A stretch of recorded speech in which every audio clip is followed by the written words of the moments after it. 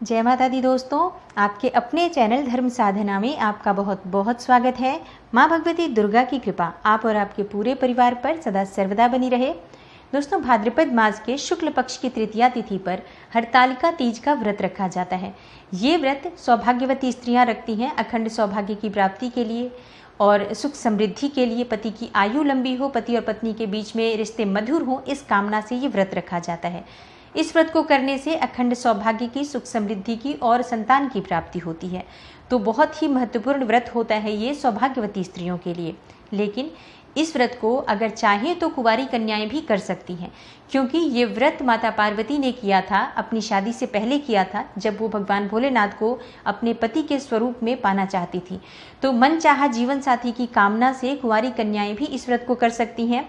या फिर अगर उनके शादी में बहुत अधिक देरी हो रही है, योग्य जीवन साथी प्राप्त नहीं हो रहा है, अच्छा घर अच्छा परिवार आपको प्राप्त नहीं हो पा रहा है, तो इस कामना से भी आप इस व्रत को रख सकती हैं कि शीघ्र विवाह हो, योग्य और सुंदर सुयोग्य जीवन साथी की प्राप्ति हो और आगे चलकर वैवाहिक जीवन आपका सुखमय हो। तो इस कामना से आप हरतालिका तीज का व्रत रख सकते हैं। जैसे कि माँ पार्वती ने भी इस व्रत को शादी से पहले ही रखा था, तो कुंवारी कन्याएं इस व्रत को कर सकती हैं, इसमें कहीं भी संशय नहीं है। अब बात करते हैं कि अगर कुंवारी कन्याएं इस व्रत को कर सकती हैं तो किस प्रकार से करें। कुंवारी कन्याएं हरतालिका तीज का व्रत कैसे रखें, सरगी कैसे लेंगी, पारण कब करें, पानी कितना कब पिएं, मतलब पूरे समय वो निर्जल रहें या पानी पी सकती हैं, और मनचाहा जीवन साथी प्राप्त करने के लिए कौन सा विशेष उपाय आपको आज करना चाहिए, या शीघ्र विवाह अगर आप चाहते हैं तो आज आपको क्या करना चाहिए। ये सभी बातें मैं आज आपको इस वीडियो में शेयर करने वाली हूँ। तो वीडियो को पूरा ज़रूर देखिए और अगर आपको आज की वीडियो अच्छी लगे तो इस वीडियो को अपने फैमिली फ्रेंड्स के साथ शेयर कीजिए।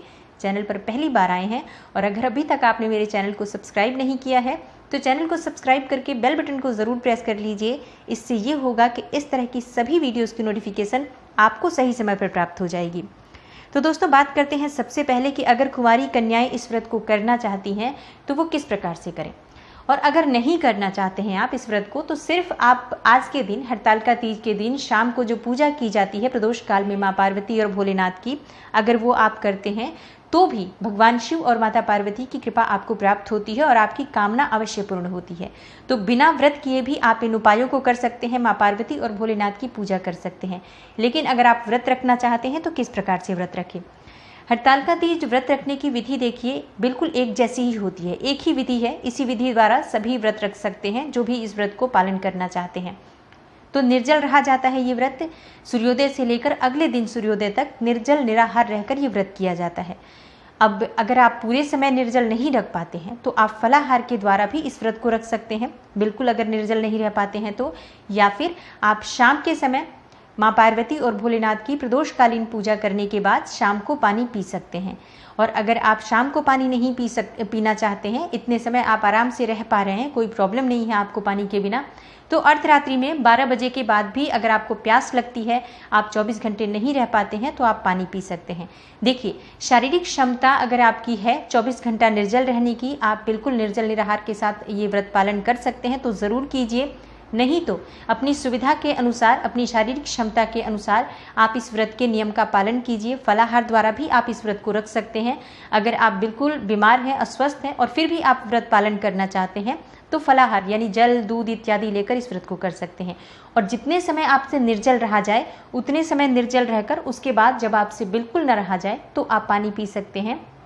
शाम की पूजा कर लीजिए, माँ पार्वती और भोलेनाथ की आरती पूजा और हरतालिका तीज व्रत की कथा सुनने के बाद आप जल ग्रहण कर सकते हैं।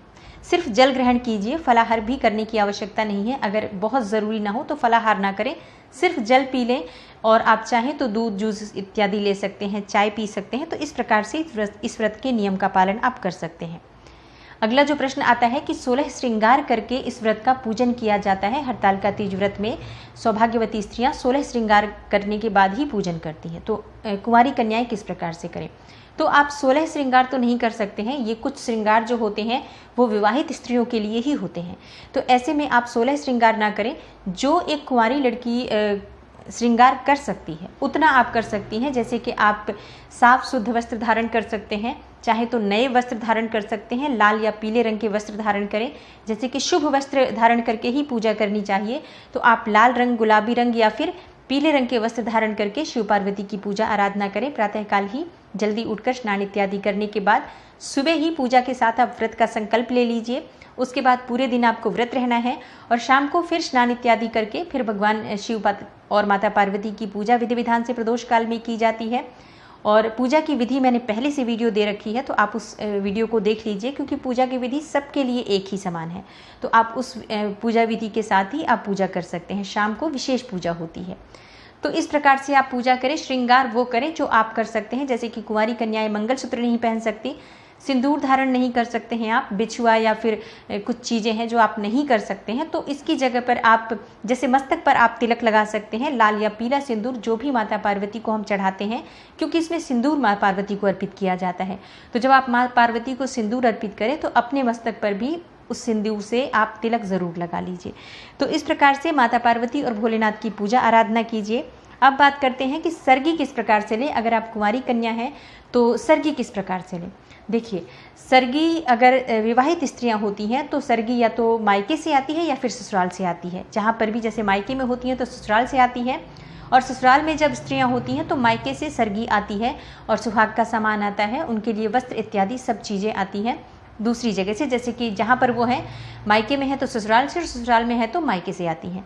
लेकिन कुंवारी कन्याएं स्वयं से इस चीज़ को खुद से खरीद कर, और आप सरगी जैसे कि आप फल जल इत्यादि लेना चाहते हैं तो अपने घर में जैसे मायके में ही हैं आप, तो वहीं से आप जो भी सामग्री आपके पास उपलब्ध है, फल ले लें, कुछ मीठा ले लें, चाय पी सकते हैं, दूध या जूस जो भी आप उस समय में पीना चाहें। और किस समय लेना चाहिए? ब्रह्म मुहूर्त में 3 बजे से लेकर 5 बजे के बीच में आपकी सरगी पूर्ण हो जानी चाहिए। 5 बजे के बाद आपको जल बिल्कुल भी नहीं ग्रहण करना है। तो 5 बजे से पहले पहले आप जल पी लीजिए, या फिर जो भी आप खाना चाहें, थोड़ा बहुत मीठा ले सकते हैं, या फिर कोई फल खाना चाहते हैं तो फल खा सकते हैं। इस प्रकार से आप सरगी जहाँ पर आप हैं वहीं से आप सरगी ले सकते हैं, स्वयं से खरीद कर, या घर में जो चीज़ें पड़ी हैं उनके द्वारा ले सकते हैं। और परिवार में और भी अगर कोई व्रत रखता है तो आप उनके साथ ही सरगी का पालन कर सकते हैं, कोई दिक्कत नहीं है। अगला जो आपका प्रश्न हो सकता है, सुहाग की सामग्री कुंवारी कन्या है तो हमें चढ़ाना चाहिए कि नहीं। देखिए, सुहाग की सामग्री तो हमें ज़रूर चढ़ानी है, क्योंकि माँ पार्वती की पूजा जब की जाती है तो आप कुंवारी हैं या विवाहित हैं, आप सभी सुहाग की सामग्री अर्पित कर सकते हैं। मतलब 16 श्रृंगार की सामग्री, सिंदूर, बिंदी, ये सभी चीज़ें आप माँ पार्वती को अर्पित कर सकते हैं। लाल चुन्नी माँ को अर्पित कर सकते हैं। साड़ी या फिर वस्त्र, जैसे कि मैंने पूजा विधि में भी बताया है, आप साड़ी अर्पित करना चाहें या फिर 1.25 मीटर कपड़ा माँ पार्वती को अर्पित करें। दान की सामग्री भी आपको, जैसे कि विवाहित स्त्रियां निकालती हैं, उसी प्रकार से आपको भी दान की सामग्री निकालनी है। जो सुहाग की सामग्री आप अर्पित करेंगे, जैसे चूड़ियाँ, मेहंदी, बिंदी, ये सब चीज़ें अर्पित की जाती हैं, बिछुए, पायल, सब चीज़ें जो भी उपलब्ध होती हैं, जो भी सामर्थ्य होती है, सामर्थ्य के अनुसार चीज़ें अर्पित की जाती हैं। तो आप जितनी चीज़ें भी अर्पित कर पाएँ माँ पार्वती को अर्पित करें। कुछ चीज़ें आप दान कर दीजिए, किसी सुहागिन स्त्री को आप दान कर सकते हैं, ब्राह्मण को दान कर सकते हैं। अगर आपकी दोस्त है कोई जो शादीशुदा है, आप उसको भी दे सकते हैं। घर में भी अगर आपकी कोई भाभी है तो आप उसे भी अपनी जो चढ़ाई हुई सुहाग की सामग्री है वो दे सकते हैं, क्योंकि ये जो चीज़ें होती हैं हम अपने परिवार में भी किसी को दे सकते हैं। सुहागिन स्त्री को सुहाग की सामग्री दान करनी चाहिए, तो आप किसी भी सुहागिन स्त्री को ये चीज़ें दे दें, लेकिन कुछ चीज़ें अपने लिए भी चढ़ाएं। जैसे कि हरी चूड़ियाँ माँ पार्वती को या लाल चूड़ियाँ माँ पार्वती को अर्पित करने के बाद आप स्वयं से धारण कर सकते हैं। छोटी छोटी बिंदियाँ अर्पित कीजिए माँ को अपनी, जैसे कि आप लगाना चाहें उस साइज़ के अनुसार, और वो बिंदी अपने लिए प्रयोग कर सकती हैं। तो कुछ सुहाग की सामग्री आप अपने लिए भी अर्पित करके और उसका प्रयोग कर सकते हैं, जो आप कर सकते हैं। जैसे सिंदूर इत्यादि तो आप दान कर दीजिए, और कुछ चीज़ें अपने लिए रख लीजिए, जैसे एक पायल चढ़ाकर, और वो भी आप स्वयं धारण कर सकती हैं। तो इस प्रकार से। और अगला जो प्रश्न है आपका, पारण कब करना चाहिए।